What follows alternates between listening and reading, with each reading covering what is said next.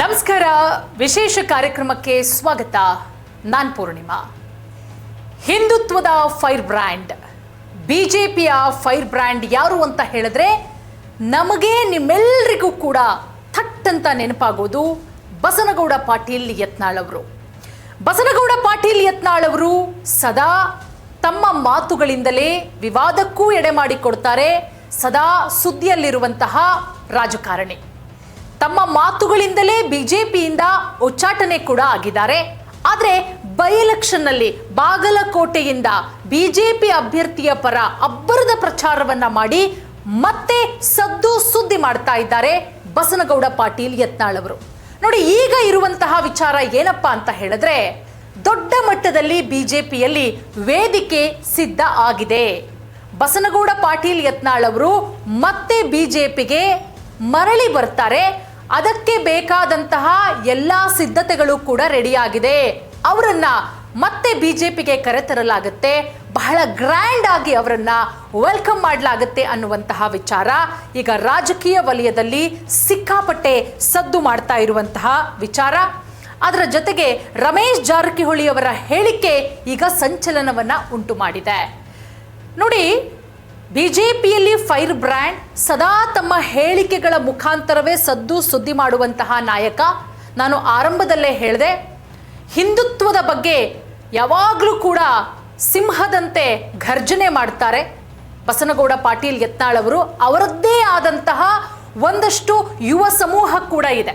ಅವರದ್ದೇ ಆದಂತಹ ಲಕ್ಷಾಂತರ ಫಾಲೋವರ್ಸ್ ಕೂಡ ಇದ್ದಾರೆ ಯತ್ನಾಳ್ ಅವರಿಗೆ. ಇವತ್ತು ಬಿಜೆಪಿಯಿಂದ ಉಚ್ಚಾಟನೆ ಆಗಿರಬಹುದು, ಆದರೆ ಎಲ್ಲಿಯೂ ಕೂಡ ಬಸನಗೌಡ ಪಾಟೀಲ್ ಯತ್ನಾಳ್ ಅವರು ಇದುವರೆಗೂ ನಾನು ಕಾಂಗ್ರೆಸ್ಗೆ ಹೋಗ್ತೀನಿ ಅಥವಾ ನಾನು ಇನ್ನೊಂದು ಪಕ್ಷಕ್ಕೆ ಹೋಗ್ತೀನಿ ಅಂತ ಎಲ್ಲೂ ಕೂಡ ಹೇಳಿಲ್ಲ.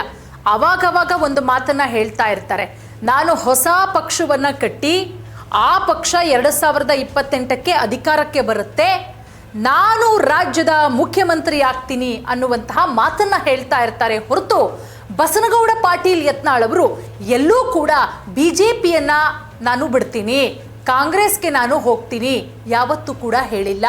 ಬಿಜೆಪಿ ನನ್ನ ತಾಯಿಯ ಸಮಾನ, ಬಿಜೆಪಿ ನನಗೆ ಎಲ್ಲವನ್ನ ಕೂಡ ಕೊಟ್ಟಿದೆ, ಹಾಗಾಗಿ ತಾಯಿಗೆ ನಾನು ಯಾವತ್ತೂ ಕೂಡ ದ್ರೋಹ ಮಾಡುವಂತಹ ಕೆಲಸ ಮಾಡಲ್ಲ ಅನ್ನೋ ಮಾತನ್ನ ಇವತ್ತಿನವರೆಗೂ ಕೂಡ ಹೇಳ್ತಾ ಬಂದಿದ್ದಾರೆ ಬಸನಗೌಡ ಪಾಟೀಲ್ ಯತ್ನಾಳ್ ಅವರು.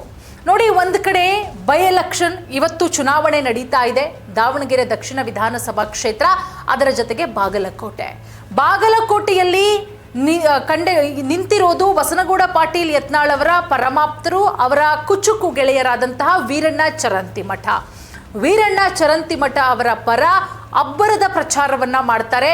ಕೆಲವೊಂದಿಷ್ಟುಗಳ ಕಾಲ ಕ್ಷೇತ್ರದಲ್ಲೇ ಬೀಡು ಬಿಟ್ಟು ಒಳ್ಳೆ ರೀತಿಯಲ್ಲಿ ಪ್ರಚಾರವನ್ನ ಮಾಡ್ತಾರೆ. ಅದರ ಜೊತೆಗೆ ಅವರು ಪ್ರಚಾರಕ್ಕೆ ಬರ್ತಾರೆ ಅನ್ನುವಂತಹ ಮಾತುಗಳು ಕೇಳಿಬರ್ತಾ ಇದ್ದಂತಹ ಸಂದರ್ಭದಲ್ಲೇ ಬಿಜೆಪಿಯ ಎಲ್ಲ ಘಟಾನುಘಟಿ ನಾಯಕರುಗಳು ಕೂಡ ಅದ್ದೂರಿಯಾಗಿ ಅವರನ್ನ ವೆಲ್ಕಮ್ ಮಾಡ್ತಾರೆ. ಅದ್ದೂರಿಯಾಗಿ ಅಂತ ಹೇಳಿದ್ರೆ ಖಂಡಿತವಾಗ್ಲೂ ಕೂಡ ಬಸನಗೌಡ ಪಾಟೀಲ್ ಯತ್ನಾಳ್ ಅವರು ಬರಲಿ, ಪ್ರಚಾರವನ್ನ ಮಾಡಲಿ, ಅವರು ನಮ್ಮ ನಾಯಕರು, ಅವರು ದೊಡ್ಡ ಮಟ್ಟದಲ್ಲಿ ಶಕ್ತಿ ಅನ್ನೋ ರೀತಿಯಲ್ಲಿ ಶ್ರೀರಾಮುಲು ಅವರು, ವಿಜಯೇಂದ್ರ, ಯಡಿಯೂರಪ್ಪ ಅವರು ಕೂಡ ಸ್ವಾಗತವನ್ನ ಕೋರ್ತಾರೆ. ನೋಡಿ, ಬಸನಗೌಡ ಪಾಟೀಲ್ ಯತ್ನಾಳ್ ಅವರು ಪಕ್ಷದ ಬಗ್ಗೆ ಯಾವತ್ತೂ ಕೂಡ ಮಾತಾಡಿಲ್ಲ. ಪ್ರಧಾನಮಂತ್ರಿ ನರೇಂದ್ರ ಮೋದಿ ಅವರ ಬಗ್ಗೆ ಯಾವತ್ತೂ ಕೂಡ ಮಾತಾಡಿಲ್ಲ. ಅವರು ಪ್ರತಿ ಬಾರಿಯೂ ಕೂಡ ಮಾತನಾಡೋದು ಯಡಿಯೂರಪ್ಪ ಅವರ ಕುಟುಂಬದ ಬಗ್ಗೆ ಮಾತನಾಡ್ತಾರೆ. ಅದರಲ್ಲೂ ಕೂಡ ಏಕವಚನದಲ್ಲೇ ಒಂದು ಬಾರಿ ಅಲ್ಲ, ಸಾಕಷ್ಟು ಬಾರಿ ಯತ್ನಾಳ್ ಅವರು ಒಂದು ರೀತಿಯಲ್ಲಿ ಏಕವಚನದಲ್ಲೇ ಅವರಿಗೆ ಬೈದಿದ್ದಾರೆ, ವಾಗ್ದಾಳಿಯನ್ನು ನಡೆಸಿದ್ದಾರೆ. ಇದು ಹೈಕಮಾಂಡ್ವರೆಗೂ ಕೂಡ ಹೋಗುತ್ತೆ. ಹೈಕಮಾಂಡು ಪದೇ ಪದೇ ಯತ್ನಾಳ್ ಅವರನ್ನ ಎಚ್ಚರಿಸುವಂತಹ ಕೆಲಸ ಕೂಡ ಮಾಡುತ್ತೆ. ಈ ರೀತಿ ಮಾತನಾಡೋದು ಸರಿಯಲ್ಲ, ಇದು ಡ್ಯಾಮೇಜ್ ಆಗುತ್ತೆ, ವೈಯಕ್ತಿಕವಾಗಿ ನೀವು ಕಿತ್ತಾಡ್ಕೊಳ್ಳೋದು ಸರಿಯಲ್ಲ, ಯತ್ನಾಳ್ ಅವರೇ ನೀವು ವೈಯಕ್ತಿಕವಾಗಿ ಈ ರೀತಿ ಮಾತನಾಡಬೇಡಿ, ಅದು ಸಾರ್ವಜನಿಕವಾಗಿ ಈ ರೀತಿ ಮಾತನಾಡ್ತೀರಾ, ಇದರಿಂದ ಬಿಜೆಪಿ ಪಕ್ಷಕ್ಕೆ ಡ್ಯಾಮೇಜ್ ಆಗುತ್ತೆ, ಹುಷಾರಾಗಿರಿ ಅಂತ ಹೇಳಿ ಬಿಜೆಪಿ ಹೈಕಮಾಂಡು ಎಷ್ಟೇ ಎಚ್ಚರಿಸುವಂತಹ ಪ್ರಯತ್ನ ಮಾಡಿದ್ರೂ ಕೂಡ ಯತ್ನಾಳ್ ಅವರು ಅದನ್ನ ಕಡಿಮೆ ಮಾಡಲಿಲ್ಲ. ಆಗ ಏನ್ ಮಾಡುತ್ತೆ ಬಿಜೆಪಿ ಹೈಕಮಾಂಡು? ಉಚ್ಚಾಟನೆಯನ್ನ ಮಾಡುತ್ತೆ. ಬಟ್ ಈಗ ಸಿಗ್ತಾ ಇರುವಂತಹ ಮಾಹಿತಿ, ಯತ್ನಾಳ್ ಅವರಿಗೆ ಅದ್ದೂರಿಯಾದಂತಹ ಸ್ವಾಗತ. ಅವರು ಖಂಡಿತವಾಗ್ಲೂ ಕೂಡ ಇನ್ನೇನು ಕೆಲವೇ ದಿನಗಳಲ್ಲಿ ಬಸನಗೌಡ ಪಾಟೀಲ್ ಯತ್ನಾಳ್ ಅವರು ಬಿಜೆಪಿಗೆ ವಾಪಸ್ ಬರ್ತಾರೆ. ಈ ಮಾತನ್ನ ನಾವು ಹೇಳ್ತಾ ಇಲ್ಲ, ಸ್ವತಃ ಬಿಜೆಪಿಯಲ್ಲಿರುವಂತಹ ನಾಯಕರುಗಳು, ಬಿಜೆಪಿಯಲ್ಲಿರುವಂತಹ ಶಾಸಕರುಗಳೇ ಮಾತನಾಡ್ತಾ ಇರೋದು. ರಮೇಶ್ ಜಾರಕಿಹೊಳಿ ಅವರು ಕೂಡ ಈ ರೀತಿಯ ಸ್ಫೋಟಕ ಮಾಹಿತಿಯನ್ನು ಕೊಟ್ಟಿದ್ದಾರೆ. ಎಸ್, ಖಂಡಿತವಾಗ್ಲೂ ಕೂಡ ಇನ್ನೇನು ಕೆಲವೇ ದಿನಗಳಲ್ಲಿ ಯತ್ನಾಳ್ ಅವರು ವಾಪಸ್ ಬರ್ತಾರೆ ಅನ್ನೋದಕ್ಕೆ ಏನು ಒಂದಷ್ಟು ಕಾರಣಗಳು ಅಂತ ಹೇಳಿದ್ರೆ, ಬೈ ಎಲೆಕ್ಷನಲ್ಲಿ ನೋಡಿದ್ವಿ ಅವರ ಅಬ್ಬರದ ಪ್ರಚಾರ, ಅವರಿಗೆ ಸಿಕ್ಕಂತಹ ಜನ ಬೆಂಬಲ, BJP ನಾಯಕರುಗಳು ಅವರಿಗೆ ಬಹಳ ನೀಟಾಗಿ ಅವರನ್ನು ಸ್ವಾಗತ ಮಾಡಿದ್ದು ಎಲ್ಲವನ್ನ ಕೂಡ, ಅದರ ಜೊತೆಗೆ BJP ಅಭ್ಯರ್ಥಿ ವೀರಣ್ಣ ಚರಂತಿಮಠ ಅವರ ಪರ ಯತ್ನಾಳ್ ಅವರು ಪ್ರಚಾರವನ್ನು ಮಾಡಿದ್ದು ಒಳ್ಳೆಯ ಬೆಳವಣಿಗೆ. ಅದರಿಂದ ಅಭ್ಯರ್ಥಿಗೆ ಖಂಡಿತವಾಗ್ಲೂ ಕೂಡ ಲಾಭ ಆಗುತ್ತೆ, ಅದು 100ಕ್ಕೆ 100% ಸತ್ಯವಾದಂತಹ ಮಾತು. ಒಟ್ಟಾರೆ ಇನ್ನೇನು ಕೆಲವೇ ದಿನಗಳಲ್ಲಿ ಬಿಜೆಪಿಯ ಫೈರ್ ಬ್ರ್ಯಾಂಡ್ ಬಸನಗೌಡ ಪಾಟೀಲ್ ಯತ್ನಾಳ್ ಅವರು ಬಿಜೆಪಿಗೆ ವಾಪಸ್ ಆಗ್ತಾ ಇದ್ದಾರೆ. ಸೊ ಅವರೇನಾದರೂ ವಾಪಸ್ ಆದರೆ ಖಂಡಿತವಾಗ್ಲೂ ಕೂಡ ಬಿಜೆಪಿಗೆ ಅದು ಪ್ಲಸ್ ಆಗುತ್ತೆ, ಯಾವುದೇ ಕಾರಣಕ್ಕೂ ಕೂಡ ಮೈನಸ್ ಆಗೋಕ್ಕೆ ಸಾಧ್ಯನೇ ಇಲ್ಲ. ಯಾಕಂದರೆ ಯತ್ನಾಳ್ ಅವರ ಹಿಂದೆ ಒಂದಷ್ಟು ಶಕ್ತಿ ಇದೆ, ಒಂದಷ್ಟು ಯುವ ಪಡೆಯೇ ಇದೆ.